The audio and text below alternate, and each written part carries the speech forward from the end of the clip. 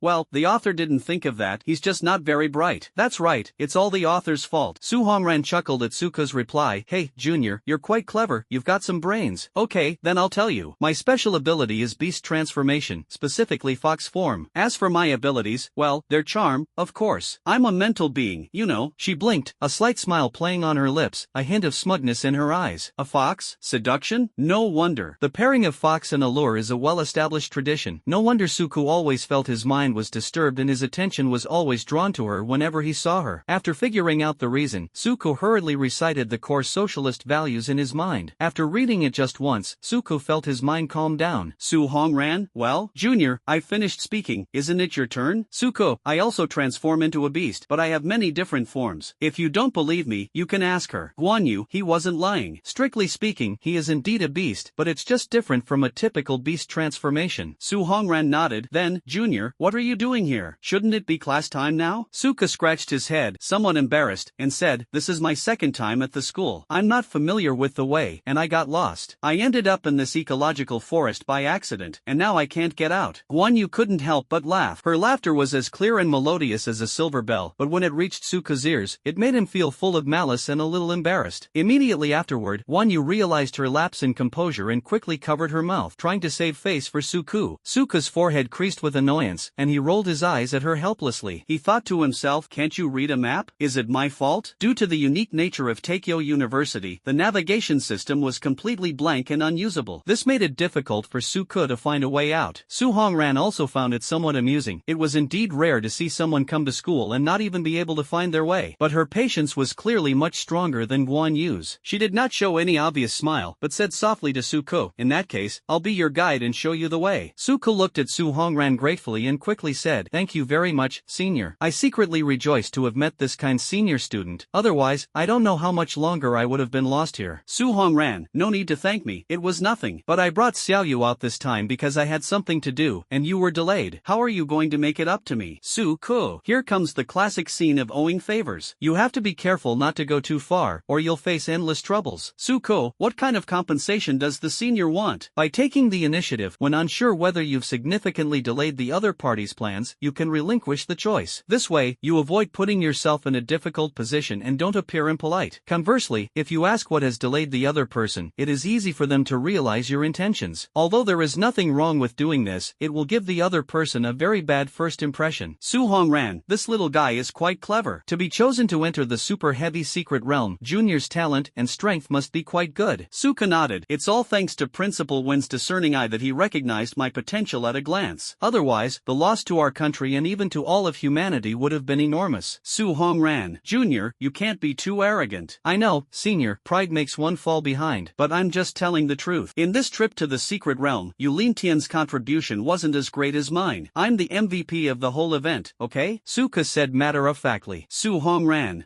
of course I know what you're saying is true. Xiaoyu has already told me about this. Although the details weren't very specific due to confidentiality measures, she clearly stated your contribution. The senior student meant that you could have been more humble. It's fine if others said these things, but for you to say them yourself makes you seem too arrogant and complacent. Su Hongran sighed helplessly. But senior, when someone does something wrong, everyone should stand up, take responsibility, and admit their mistake. But why doesn't this principle apply when it comes to doing something good? Suku asked, frowning in confusion. Why can't I stand up and say I did something good when I did something wrong, but I have to bravely take responsibility? Isn't that a huge double standard? Su Hongran. She had lost count of how many times she had been speechless today, but upon closer reflection, what he said wasn't wrong. He did indeed do that, and the credit is indeed his, but why can't he say it himself? Does it have to be others who say it? So even if you do a good deed, you can't publicize it or ask for some praise? It's a very simple truth, yet many people don't understand it. Suku, so, what kind of reward does the senior want? Su Hongran looked at him, smiled, and said, no need. I've learned a lot from you today, Junior. That's enough to repay you. Come with me, I'll take you to the classroom. After saying that, Su Hongran turned around and led the way, with Suku and Guan Yu quickly following behind. Su Hongran, there are many classes in each grade at Imperial University, so each grade has a building as classrooms. Each building has 10 floors, with 10 rooms on each floor, making a total of 100 classrooms. Therefore, there are a total of 4 teaching buildings here. Upon hearing this, Suku couldn't help but exclaim, so many. Wouldn't it be incredibly troublesome to find them? Su Hongran explained with a smile, actually, it's not difficult. Each teaching building has a sign indicating which grade it belongs to, and each classroom also has its class number marked on the door. As long as you remember your grade and class number, you can easily find your classroom. Suka nodded to indicate that she understood, and then asked curiously, so, senior, which building are we going to? Su Hongran replied, you are first-year students, you should go to building number 1. As they spoke, they arrived in front of building number 1. Before long, the 3 of them arrived at their destination. She pointed to the building. See that big one? That means it's your first-year school building. Just go over there and follow the sign to your class. Suku, thank you, senior. It's getting late, I'd better hurry to the classroom. Su Hongran, yes, you should study hard from now on. It's not easy to stay in class 1. Suko, whether I can stay in class 1 depends on whether I want to or not. As long as I don't want to, no one can kick me out of class 1, except for school rules. That one sentence made her laugh. Ha ha ha. Junior, you're really funny. Alright, I won't bother you any longer. Go to class now. Goodbye, senior. After saying goodbye, Suko hurried into the classroom. It was almost 9 o'clock. Suko walked to the classroom door, knocked gently, and called out, report. The sound echoed in the classroom, attracting everyone's attention. The teacher on the stage and the students in the class looked at him with doubt, seemingly curious about this stranger who had suddenly appeared. However, there were only 3 exceptions. Xiong Badian excitedly stood up from his seat, his eyes gleaming with excitement, and said loudly, Brother Suko, you're finally here. Come over here, I specially saved this seat for you. Come and sit down. Suka smiled and nodded at him as a greeting. The other one was also an acquaintance, Yulintian. He wondered to himself, why would Yulintian be here? Based on what I knew before, he came from a wealthy family and had enough resources for his cultivation, so he didn't need to come to school at all. Despite being filled with doubts, this was not the time to ask for the reasons. Another one is Zhang Tak. His armor and 3-meter-tall stature were particularly striking. No wonder Suka noticed that the back door of the classroom was so much bigger than the front door. It turned out it was specially prepared for him. The teacher on stage noticed Suka's arrival, a hint of displeasure flashing in his eyes. Not a villain. The teacher was quite old, with gray hair and beard, and a slightly hunched back. He was wearing a Zhongshan suit and glasses. His expression was serious and dignified, exuding a typical teacher's sense of pressure, like a strict mentor. "Excuse me, is there anything I can help you with?" The teacher frowned, his eyes sharp as knives, making Suku feel uneasy. This kind of authority from the teacher is like a natural bloodline suppression, making people afraid to look directly at them. Suka tried to calm himself down and said, "Teacher, I am a student in this class. My leave slip expired today, so I came back to school." The teacher responded, then looked down at the list in her hand, before looking up at Suku again. "You're Suku?" The teacher's voice carried a hint of surprise. Suka nodded quickly. "Yes, teacher." The teacher's face turned serious. "Don't you know that school rules state that classes start at 8 o'clock? It's already 9 o'clock, and you're a full hour late." When the teacher said this, his tone clearly revealed anger and dissatisfaction, and an invisible sense of oppression enveloped Suku. Suka nervously swallowed, inwardly marveling, this teacher is definitely a master. Faced with the teacher's questioning, Suka dared not make any excuses. After all, the facts speak for themselves. He was indeed an hour late. Moreover, with his current strength, he is not qualified to fight against such a powerful figure. Suka told the truth. "Teacher, this is my first day of formal classes. I've never been here before, and I got lost while walking around. I was only able to find my way here thanks to a senior student." Ha ha ha ha. Suka's words made the students laugh. The teacher was speechless after hearing these words. It's incredibly rare for someone to get lost on campus while at school. However, this cannot be entirely blamed on the student, since the school is indeed very large and it is easy for people to lose their way. However, this teacher knew the inside story and was fully aware of Suka's behavior. Therefore, he had a favorable impression of this student and gave him high praise. "Well, it's understandable that you got lost this time. Go back to your seat. Use this time to familiarize yourself with the school environment as soon as possible, and don't use this as an excuse next time you're late," the teacher said gently. "Okay, I'll definitely remember that. Thank you, teacher." Suka responded excitedly, then quickly sat down next to Xiong Badian leaned closer to Suku and chuckled softly. "Hey, brother, you're really something. You can't even find your way to school. I've never seen anyone like you before." His words were not sarcastic, they were merely a light-hearted jest. Suka said helplessly, "There's nothing I can do. This school map is too difficult to understand. How am I supposed to live like this, someone who always uses navigation?" "Quiet!" Tang Shanqing's authoritative voice rang out. Noticing the two of them whispering to each other, Tang Shanqing gave a warning. Just 2 words, yet they convey an absolutely unquestionable feeling. Suku and Xiong Badian fell silent without realizing it, not daring to utter another word. "Suku, right? Remember, I'm forgiving you this time, but you're absolutely not allowed to be late for my classes again, or you'll be kicked out of class 1. Tang Shanqing said this very sternly, and Suka nodded quickly in fright. Tang Shanqing nodded in satisfaction as he watched Suka's performance. "My name is Tang Shanqing. You can call me Teacher Tang. I teach the subject of monsters. Here, you can learn about the physical weaknesses of mutated beasts and even ferocious beasts, how to kill them efficiently, and how to kill them with one blow. If you can't win a fight, you can learn how to run away from me. This is real life-saving knowledge, so pay close attention in class from now on, or don't blame me for not teaching you well if you die out there." Suka nodded repeatedly. This was indeed very important. He used to be bad at humanities subjects, but from now on, he must study hard and make up for it. A loud snore came from the back of the classroom, as loud as thunder. The students all turned around and saw Suka sleeping soundly on the table, with a trace of drool at the corner of his mouth. Teacher Tang's face grew increasingly grim, her brows furrowing so deeply they looked as if they could trap a fly. Xiong Badian and the other classmates couldn't help but feel worried for Suko, as they knew that Teacher Tang hated students sleeping in class the most. Just then, Teacher Kong suddenly made a move. With a flick of his left hand, a powerful surge of spiritual energy shot out, striking Suko on the forehead like a cannonball. Oh, that familiar feeling. Suko was thinking in a daze, however, this time the force was much greater than ever before. He felt a sudden darkness before his eyes, and his body flew backward involuntarily, crashing through the wall behind him and rushing into the classroom of Class 2 next door. The students in Class 2 were having a quiet lesson when suddenly a dark shadow appeared to pass through the wall. No, crash into the wall. They all screamed in fright. Zhang Jianping, sitting in the first row, rubbed his eyes, looked closely, and exclaimed in surprise, "Isn't that Suko?" The other students were also startled, and the once quiet classroom suddenly became noisy, with exclamations rising and falling. The teacher, however, remained calm, seemingly accustomed to such situations. "Teacher Tang, it's been almost a month since the start of the semester, and there are still students who dare to cause trouble in your class." Tang Shanqing frowned deeply and said angrily, "This brat took leave before, and today is his first day of class. He actually dared to sleep. I must teach him a lesson." The teacher smiled and shook his head helplessly. He grabbed Suko by the collar and threw him back through the the hole. Then, with a flick of his left hand, the shattered wall was restored to its original state. Seeing the students' expressions, he clapped his hands. Alright, students, don't worry about these little things. Let's continue the lesson and continue to look at the medicinal effects of the red sunflower. You call this a trivial matter? When Suko returned to the classroom, he felt as if he had drunk too much. His head was very dizzy, and he even had difficulty standing up. He was dizzy and used his hands to support himself on the table, slowly getting up from his seat. He then rubbed his head, trying to clear his head. However, just as his eyes began to focus again, he suddenly saw Tang Shanqing's murderous gaze. Those eyes were filled with endless killing intent, as if a mountain of corpses and a sea of blood were about to gush out from them, which made Suko tremble and almost sit back down in his chair. On the very first day of class, and the very first lesson, you dared to sleep? Have you even grasped everything I'm about to teach? Tang Shanqing's voice was cold and stern, carrying an unquestionable authority. Suko subconsciously shrank his neck, inwardly groaning, but still put on an innocent expression and weakly shook his head to indicate that he had not mastered all the knowledge. In fact, he really wanted to listen attentively, but the dry and boring knowledge points the teacher was explaining were like the best lullaby to him, making it impossible for him to concentrate. Tang Shanqing sneered, his tone even colder. Don't know? How could that be? If you're not sure you've fully mastered this knowledge, then why did you dare to sleep in class? So you must have mastered it. Yes, you can remember it after just one explanation. Your teacher always cherishes talent, and we absolutely cannot let such a promising student like you go to waste. Although the words appeared to be a compliment to Suko, Tang Shanqing's murderous tone and expression left no doubt about his true intentions. Upon hearing this, Suko panicked and quickly explained, it's a misunderstanding, teacher. I'm not that outstanding. I can't absorb any knowledge points in class at all. I'm a complete failure. I'm not a talent at all. Tang Shanqing stroked his beard, sneered, and said, oh, really? So you really are a piece of trash. But our Imperial University never admits trash students like you. This place is full of geniuses among geniuses. So how did you even get into the school? Looks like I need to talk to the principal and expel someone as useless as you. Don't take it personally, this is just a special educational method, just to scare him a little, not a real expulsion. He's a good teacher. Upon hearing Tang Shanqing's words, Suko felt a chill run down his spine and straight to his head. He was well aware of Tang Shanqing's strength and status, and understood that what the other party said was true. So he quickly changed his tune, saying, no,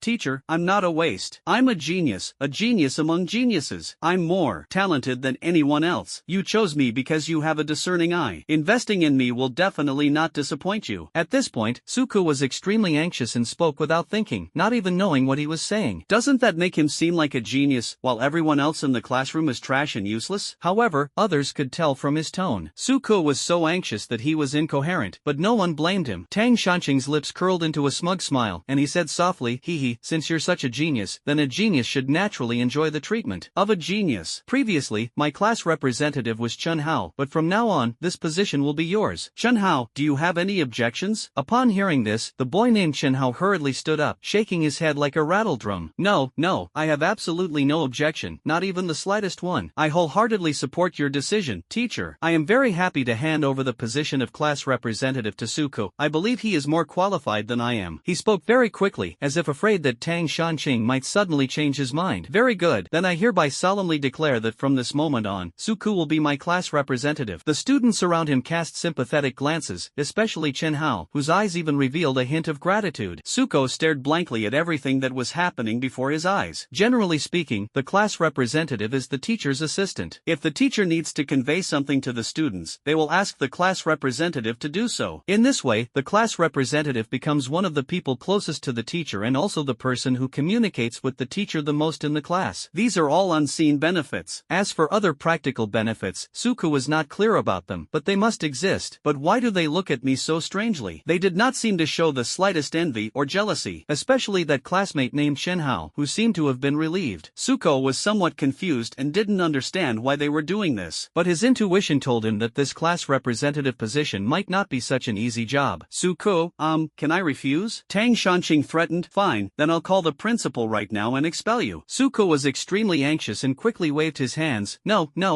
I'll take it, okay? Tang Shanqing nodded in satisfaction, stroked his sparse beard, and said, kid, don't be upset. The benefits of being a class representative are greater than you think, and you're my class representative, which isn't an easy job to get. That's too easy. Suko silently complained to himself. Becoming the class representative just by sleeping in class is the easiest thing ever. Alright, I heard you have the ability to transform into beasts, so let's have a hands-on lesson this time, Tang Shanqing said, looking at Suko. Suko asked in confusion, teaching with real objects? Tang Shanqing replied, that's right. When you use your superpower now, you will receive detailed instruction based on your beast transformation type. For example, Suko pressed. For example, what are the weaknesses of your form? Tang Shanqing explained. Suko was speechless and choked with emotion. Can I refuse? He asked tentatively. Tang Shanqing picked up his phone without hesitation. Hello, principal? I have something to discuss. Suko hurriedly shouted, I agree. I agree. Suko reluctantly turned his watch, pondering which alien hero to use. After all, I'm going to expose my weaknesses this time. If the other classmates find out, how will I ever be able to get along with them again? I need to get one that I don't usually need. Suko muttered to himself. However, no matter how much he looked, he couldn't find a suitable option. Each alien hero seems to have their own unique abilities, but they can also become weaknesses that others can exploit. Seeing this, Tang Shanqing couldn't help but feel a little doubtful. Just how many forms does this kid have? He simply couldn't understand why Suko was so conflicted. Seeing that Suko was still hesitant to make a decision, Tang Shanqing said impatiently, alright, stop dawdling and just choose this one. What are you afraid of? If you expose your weaknesses, I'll give you appropriate compensation. I guarantee you won't suffer any losses. Hearing what the teacher said, Suka had no choice but to press the button on his watch and begin his transformation. Roar! With a roar, the super beast appeared before everyone. This form is acceptable, since it's rarely used in individual battles. The super beast has a strong body and great strength, and can easily destroy any obstacle in its path. Tang Shanqing glanced at Suka twice, then turned to the students below the stage and said, students, if you look closely, you will find that Suka's form has no eyes. In other words, he relied primarily on his hearing and smell to determine the direction of the enemy. If we can disrupt his sense of smell or make noise, we can easily defeat him. Then he looked at Suko with ill intent. Next, I'll demonstrate it for everyone. With a single hand raised, two sharp swords appeared out of thin air in midair. With his control, the two swords gently collided in midair, producing a crisp ding sound. The impact, though seemingly light, produced a very loud sound. The piercing clanging sound made everyone present instinctively cover their ears, especially Suko, who heard the sound of the two swords colliding right next to him. In addition, the super beast itself has very sensitive hearing. He is now covering his ears and rolling on the ground in pain. Fortunately, the sound was only released for a moment, otherwise Suko's eardrums would have been ruptured. After a short while, he could no longer bear the pain and was forced to exit the transformation, returning to his original form. At this moment, he was pale and lying on the ground, sweating profusely. It took him a long time to finally stand up. Tang Shanqing nodded in satisfaction and said, alright, let's try another one. Suku,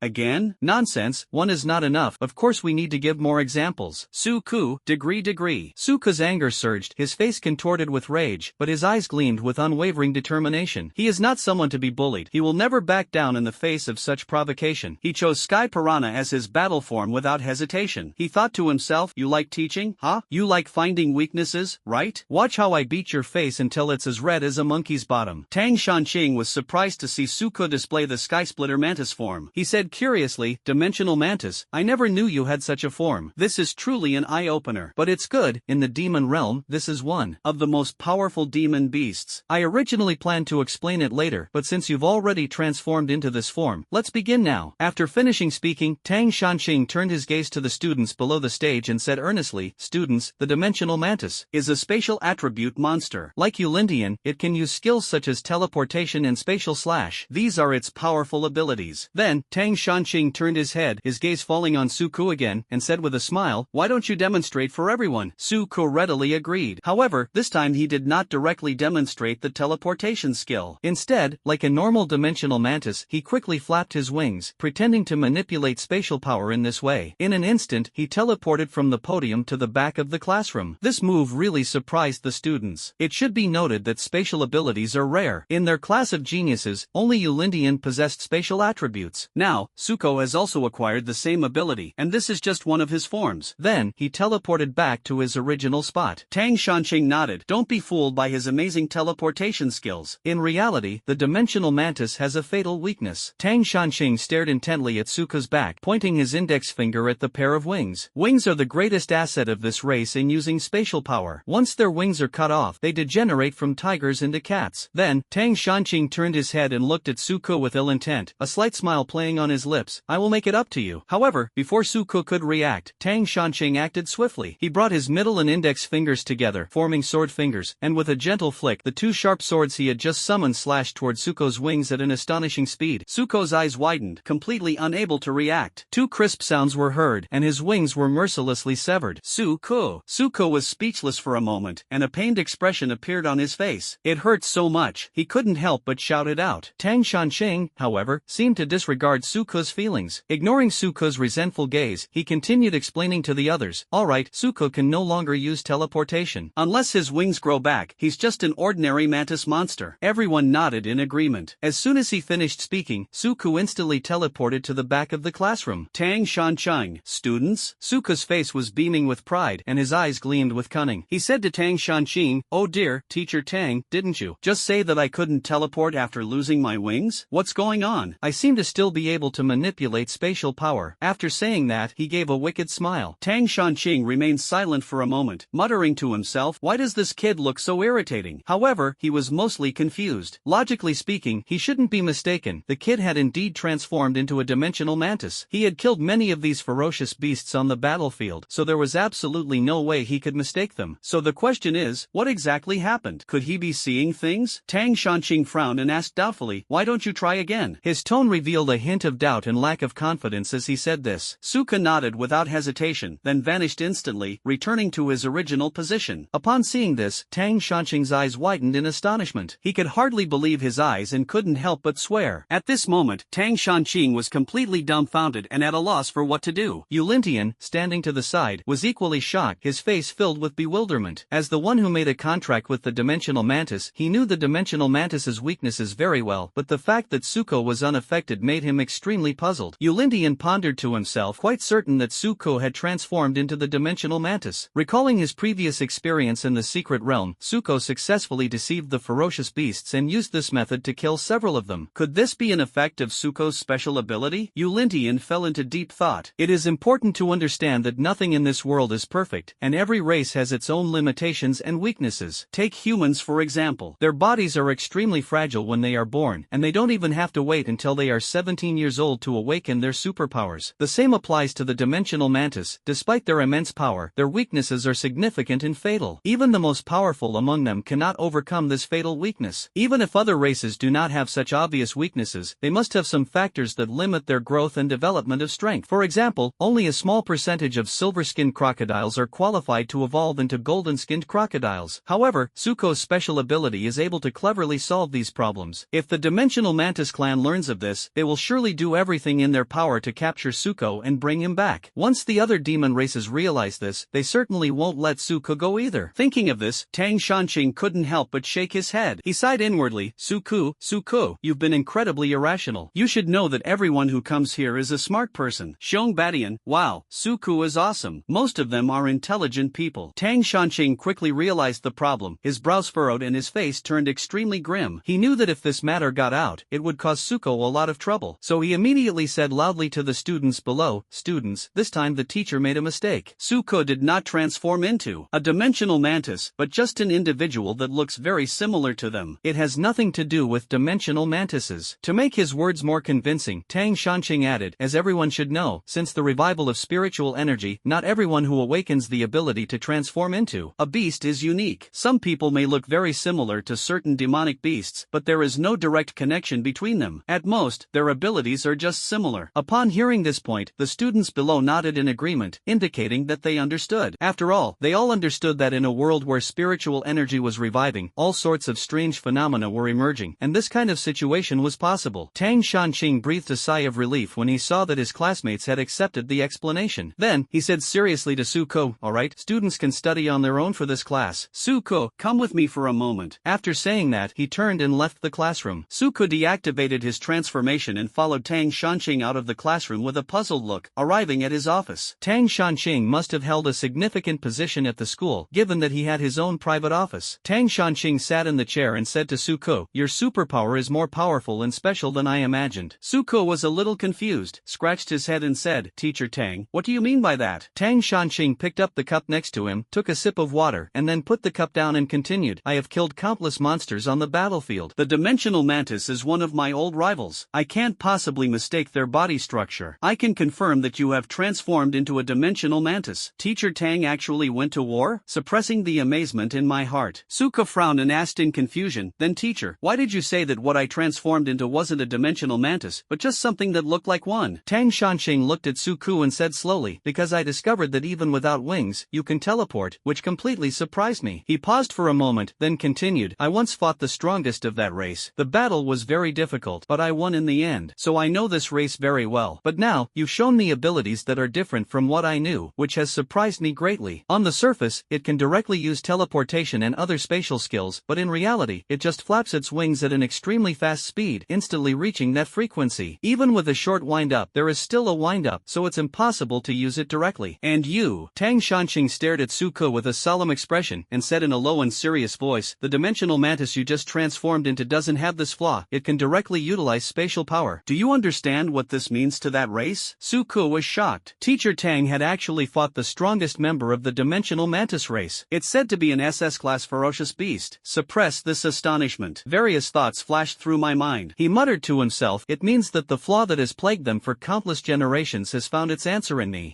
Suddenly, as if realizing something, Suko's eyes sharpened. He continued to mutter to himself, they must have been racking their brains for generations trying to figure out how to solve this problem, but they could never find a clue. However, I now see the solution in myself. To obtain this method, they will stop at nothing, even at any cost, to capture you, delve into the secrets of your body, and try to unravel this mystery in order to eliminate this defect. Tang Shanxing picked up where Suka left off, and pointed out the seriousness of the matter incisively. At this moment, Suka suddenly realized how reckless and impulsive his actions had been. Once this matter gets out and reaches the ears of those races, the consequences he will face are unimaginable. Thinking of this, Suka broke out in a cold sweat, a deep sense of lingering fear welling up inside him. Although I am currently on Blue Star, in the safest capital, I am not afraid that those guys might have any designs on me. However, once this matter gets out, it can be said that he has completely lost his qualification to go to the demon realm. Let alone the demon realm, he would have to think twice before even venturing into the wilderness. What if they relay the message to the mutated beasts in the wilderness and order them to capture them? Tang Shanxing, alright, you don't need to worry too much. I have a way. The people who were there at the time will definitely not reveal your information. Suko, help me, Teacher Tang. Tang Shanxing. Alright, you're a grown man, stop being so disgusting. Tang Shanxing rolled his eyes with a look of disgust. I'm only helping you because you're my student. Don't overthink it. Also, you're my class representative now. Tang Shanxing changed the subject, his face showing a hint of seriousness. Upon hearing this, Suko's eyes lit up. He had originally thought that Teacher Tang was just joking out of anger, but he didn't expect that such a good thing would actually happen. You won't be shortchanged on the benefits of being a class representative, but I think it's necessary for you to know the consequences of not doing a good job. Tang Shanxing then added. Upon hearing this, Suko's heart tightened, and he quickly asked, is there a price to pay? What are they doing? Otherwise, why do you think they're gloating? Tang Shanxing retorted. Suko carefully recalled their situation at the time and felt increasingly that the price must have been quite high, which made him somewhat worried. He swallowed hard, suppressing his unease, and asked cautiously, Teacher, what's the price? Do I have to be your designated driver for a month? I haven't even gotten my driver's license yet. Tang Shanxing. You kid, has your thought process always been this peculiar? Tang Shanxing looked at Suka speechlessly. Suka scratched his head and explained with a smile, I don't know what serious illness the author has been suffering from lately that has affected me. Tang Shanxing couldn't help but roll his eyes again. You have your own problems, don't blame the creator. Suka scratched his head awkwardly and asked with a laugh, hee, so teacher, what's the price? Tang Shanxing looked at Suku and said seriously, if you don't do a good job as the class representative, you will have to get out of class 1, and for the next 4 years, no matter how good your grades are, you will never have the chance to enter class 1 again. Upon hearing this, Suku's eyes widened, his face filled with astonishment and fear. This is so tragic, so terrible. The price is so high. Tang Shanxing's lips curled up slightly, revealing a malicious smile. Otherwise, do you think being my class representative is so easy? Work hard, young man. I'm curious how long you can last under me? After saying that, Tang Shanxing paused for a moment and continued, of course, if you can't hold on any longer, you can give up voluntarily. When that happens, quickly pack your textbooks and go to class 2 to replace someone. There are already 2 people who have been promoted from class 2. Upon hearing this, Suka's body trembled, and his heart was filled with unease. You have to understand that the resources of class 1 are vastly different from those of class 2. If they are kicked out, it's like giving up a huge amount of resources. No, I absolutely cannot allow this to happen. Suka said firmly, don't worry, Teacher Tang. No matter how cruel your teaching methods are, I will never give up. For resources, ugh. For learning and becoming stronger. Tang Shanxing, you've already said what was on your mind, okay? However, he didn't have any objections. In any case, as long as he didn't want to harm the human race and had a desire to become stronger, that was enough. Tang Shanxing smiled with satisfaction. Work hard, young man. If you perform well, I might consider taking you on as my disciple. Suka tilted his head in in confusion. What are the benefits of being your disciple? Just then, Tang Shanqing suddenly struck, flicking Suku's forehead with lightning speed. Suku was caught off guard by this sudden attack and gasped in pain. He instinctively wanted to cover his head with his hands, but dared not touch it easily because he felt that a large bump had swelled up on his head. Tang Shanqing said angrily, "You brat, all you know is how to take advantage, don't you? Let me tell you, putting everything else aside, just becoming my disciple is a title that's worth more than 1,000 pieces of gold." Suko crouched down, gesturing with his hands in the air as if protecting the large bag. "Teacher Tang, if I want to sell this title, can I get 1,000 gold pieces in return?" Upon hearing this, Tang Shanqing was so angry that he slapped him and sent him out the door. "You ungrateful brat, are you trying to drive me crazy? Get back to your classroom right now. I never want to see you again." Suko was knocked to the ground, covering his swollen left cheek with one hand while struggling to grab the threshold and pull himself back, then poking his head into the house. "Teacher Tang, you used me for teaching demonstrations before, but you promised me benefits and compensation." A jade bottle slammed into Suku's forehead. "Take your things and get out of here right now." "Okay, goodbye teacher." After Suko left, Tang Shanqing took out his phone and made a call. "Hey, it's me, Tang Shanqing. I need your help to cast a group memory seal." At this moment, Suku was rushing back to the classroom, but before entering, he carefully observed whether anyone was around. After confirming that it was safe, he quickly transformed into Blue Water Horse and used his superpower to heal his injuries. After all, the school has strict rules, and students cannot use their superpowers at will unless there are special circumstances. Only after the wound on his head had completely healed did he feel relieved enough to walk into the classroom. However, when he stepped into the classroom, his classmates all looked at him with surprise. "Wow, this guy is still alive?" He was called to Teacher Tang's office and still managed to survive. "This guy is really something else. Such superb life-saving skills, I must ask him for advice when I have time." Faced with his classmates' comments, Suko felt speechless. In their eyes, a small office seemed to have become a terrifying den of dragons and tigers. However, recalling Tang Shanqing's astonishing strength, Suko couldn't help but feel a little scared. Indeed, for ordinary people, that is simply an unbearable force. Suko pretended nothing had happened and calmly returned to his seat. At this moment, Shong Badian came over and said to him with a smile, "Brother Suko, you're pretty amazing. You were called over by Teacher Tang and you're completely unharmed. We all heard the noise just now. You took 3 hits from him." Suko replied with a helpless expression, "Do you guys have to be so surprised? Even if Teacher Tang is strict, it wouldn't be to the point of killing someone, would it?" Shong Badian quickly shook his head. "Although what we said is indeed a bit exaggerated, it's not just baseless." Suko asked curiously, "Oh, what do you mean?" Shong Badian replied mysteriously, "Do you know what happened to the 2 class representatives who preceded you?" Suko recalled for a moment and said, "I know that. They were demoted to class 2. We have 2 students who were promoted from class 2, so it should be them." Shong Badian nodded and continued, "That's right. Those 2 were demoted to class representatives by Teacher Tang because they didn't pay attention in class and violated discipline. If this class representative doesn't perform well, they'll be kicked out of class and never be allowed to come back." Suko frowned. The job of a class representative shouldn't be difficult, right? You just need to assist the teacher normally. Why can't you do it well? Shong Badian, that was indeed the case when I was in school, but it's different when I go to university. The class representative is more like the teacher's disciple than the teacher's assistant. Putting aside the welfare system the school has set up for class representatives, teachers themselves will pay more attention to them. If they perform well, they might be directly taken on as disciples. Just think about it, what kind of person can be a teacher at Imperial University? To be accepted as a disciple by him is a blessing that one might not even be able to accumulate in 8 lifetimes. Suku, oh, is that so? Isn't that a good thing? Shouldn't those 2 be fighting tooth and nail to stay? Shong Badian said with a serious expression, "That's the problem. Teacher Tang is being a little too responsible. Since those 2 people became his class representatives, they often received special tutoring from Teacher Tang. But not everyone can handle this special treatment. The training tasks assigned by Teacher Tang were extremely difficult. If anyone couldn't persevere, he would abandon that person without hesitation and show no mercy. The first person persisted for 1 day, the second person persisted for 2 days, and then both gave up voluntarily. However, you're different from the other 2. I have faith in you. I think you should be able to last 3 days. Suko." After hearing this, Suko showed a helpless expression. "What kind of confidence is this?" Shong Badian continued, "However, the hardships they endured were not in vain. Even the person who persisted for only 1 day made a significant leap forward in their cultivation level. The person who persisted for 2 days went even further, advancing 1 dan from the 7th dan to the 8th dan. This wasn't a promotion that happened when he reached a critical point. He hadn't even been at the 7th dan level for a week and had only just stabilized before being promoted again." Suko was taken aback, his eyes widening in surprise. "That's amazing. Of course, I've heard from others that Teacher Tang's background is not simple. In just a day or 2, those 2 guys not only underwent rigorous rigorous training but also gained access to a wealth of high-quality resources. Otherwise, how could they have progressed so rapidly? If you can grit your teeth and persevere, your future is limitless. Suko's spirits lifted immediately, and he exclaimed, "Great, it's just some tough training, right? No matter how hard or tiring it is, I'll persevere. I want to see just how difficult it really is. In any case, I'm determined to get those precious resources." Shongbatian smiled and patted him on the shoulder. "Work hard, and I look forward to seeing you in Class 1 again in the future." Suko was speechless. Didn't this guy just say he was full of confidence in himself? Ignoring Shongbatian, Suko focused his attention on the jade bottle in his hand. What kind of magical elixir could be contained inside? According to what Shongbatian said before, they only stayed there for a day or two and yet they gained a lot of precious resources, so the pills in this jade bottle must also be extraordinary. Although Suko was very curious, he couldn't open it in front of everyone, so he could only wait until get out of class was over. As Suko was thinking this, suddenly, a person walked in from outside. This person looked very energetic, wearing a light blue robe, with bright and piercing eyes, and exuding a strong scholarly aura. The students looked at him curiously, but before they could say anything, the man snapped his fingers. At that moment, an astonishing scene unfolded. Instantly, everyone except Suko turned blank, their eyes vacant, as if they had lost their souls. But this state didn't last long. Just a second later, the students returned to normal, as if nothing had happened. The person smiled at Suko, then turned and left the classroom. What's going on? Who is this person? What just happened? Suko was filled with doubt. He patted Shongbatian on the shoulder and asked, "Who was that person just now?" Shongbatian asked with a puzzled look, "A person? Who? I don't remember anyone coming in just now." Suko pointed to the door and said, "It's that person in the light blue clothes." Shongbatian scratched his head and said in confusion, "I really don't know who you're talking about. Am I seeing things? Suko, huh? But I clearly saw someone come in. You're not hallucinating because Teacher Tang hit you, are you?" Then, Suko asked the people around him, and they all said they hadn't seen anyone come. This made Suko even more confused. Who exactly is that person? Suddenly, his phone rang. "Tang Shenqing requests to add you as a friend." Teacher Tang? Without even thinking, Suko clicked. No, it's fun to be a little mischievous. He thought Suko hadn't seen that it was him, or that he had accidentally applied again. "If you dare refuse to pass again, believe me, I'll skin you alive." When Suko heard this in the classroom, he was so startled that he almost dropped his phone. I quickly clicked agree. Seeing the murderous look on his face, Suko dared not act rashly again. "Tang Shanqing, I've taken care of things for you. They've already forgotten about the dimensional mantis incident. Just be careful and don't be so ostentatious in the future." After putting down his phone, Suko rubbed his temples and finally understood what had just happened. That mysterious person must be a powerful psychic. Using his special abilities, he successfully sealed or erased other people's memories of the dimensional mantis incident. This put Suko at ease, as he no longer needed to worry about the matter causing unnecessary trouble or attention. Just then, my phone rang again. It was another new message. "Tang Shanqing, you guys don't have classes this afternoon, right?" Upon seeing the message, Suko turned to Shongbatian beside him and asked, "Where can we find our class schedule?" Shongbatian replied enthusiastically, "There's a QR code on the back of your student ID. Scan it and you can download our school's app to see it." "Oh, let me take a look first." Shongbatian unlocked his phone and opened the official app of Daijing University. Then, he skillfully opened the course schedule interface and turned the screen towards Suko. Suko checked carefully and, as he expected, there were no classes scheduled for this afternoon. Flying a plane? No. Tang Shanqing, okay, come find me at 2 p.m. today and I'll arrange your training. Flying the plane? Huh? Tang Shanqing, either come or get lost. Pilot, I'll definitely go. After putting down his phone, Suko thought about what Shongbatian had said before, and a deep sense of worry filled his heart. He had a bad feeling. After the morning classes ended, Suko declined Shongbatian's invitation to dinner and met up with Zhang Zhanpeng and the others in the cafeteria. Takyo University has 2 dining halls. One is very large and is free. The food there is plentiful and made with ingredients that are imbued with a certain spiritual energy. However, only 4 types will appear each day, and then a different one will appear the next day, and so on in rotation. The other one was bigger and better decorated. That was the paid cafeteria. All the food there is made from ingredients imbued with spiritual energy, making it a spiritual food. This kind of spiritual food is very important for cultivators, as it can help them improve their cultivation and strength more quickly. Therefore, many students choose to eat in the paid cafeteria, but the price is relatively high and not affordable for the average person. The free cafeteria has become the first choice for ordinary students. Although the variety of dishes is limited, it is still a rare treat that is hard to find outside. As one of the most prestigious universities in China, Takyo University has a wide and diverse student body. Most of the students were admitted to this prestigious university based on their outstanding talent and ability, and Suko was one of them. However, students from ordinary family backgrounds like him and Zhang Zhanpeng are rare. Nevertheless, the high price of spiritual food still puts it out of reach for many families. These spiritual foods have a significant effect on improving a cultivator's cultivation level. Therefore, even those from wealthy families like Lin Ning and Wang Zhong need to carefully consider whether they can afford the cost of frequently consuming spiritual food. Enjoying it occasionally might be acceptable, but relying on such expensive food long-term would undoubtedly be a heavy burden for most families. Only those from prominent families like Xiong and Yulindian could frequent the spirit food restaurant because they had enough wealth to support such a luxurious lifestyle. Furthermore, even local residents may not be able to afford to dine at the spirit food restaurant every day. After all, the price of food at the spirit food restaurant is far beyond what ordinary people can afford. Faced with the reality, Suku and his friends opted for the free cafeteria provided by the school. Here, they can enjoy relatively affordable meals to meet their daily needs. After getting their food, the four of them sat around the table and began to eat. Suku recounted the events of the morning to the other three. In this school, the three of them were arguably the only people Suku could trust. If even they can't tell him, then Suku will truly be all alone at school, with no one to confide in. He's not Fanaina. Wang Zhong, if that's the case, then it's not a bad thing. As long as you can persevere, there will be countless benefits in the future. Suko, I don't know what the training tasks are yet, and I'm afraid I don't have the perseverance. Zhang Jianping said with a smug grin, I used to be third in our class. Now that the first and second place are gone, does that mean I'm next? Upon hearing this, Suko immediately perked up and said, alright, just based on what you said, I absolutely cannot give up. Zhang Jianping laughed smugly, hee, then you'd better work hard.